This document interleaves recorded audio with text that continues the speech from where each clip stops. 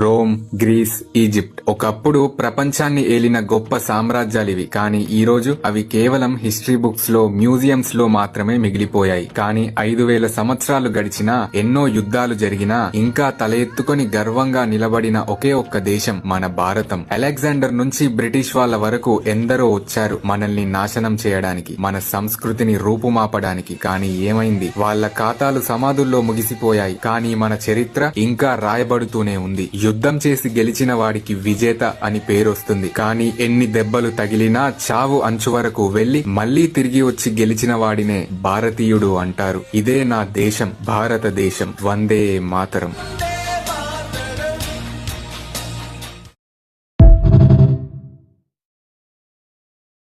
ఈ వీడియోస్ చూడండి.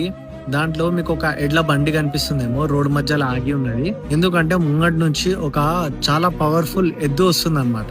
సో వీళ్ళిద్దరు ఎడ్ల బండిలో ఉంటారు కదా ఎద్దులు, అవి ఆగిపోతాయి. కానీ ఆ బలమున్న ఎద్దు ఏం చేస్తుంది, తన దారిని మార్చేసి వేరే దారి నుంచి వెళ్ళిపోతుంది. అంత నాలెడ్జ్ ఉన్నది ఆ ఎద్దుకి.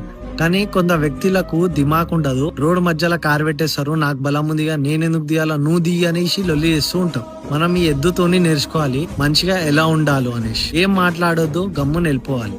అర్థమైంది కదా? సో ఈ వీడియోని ఒక 100 మందితో షేర్ చేయండి.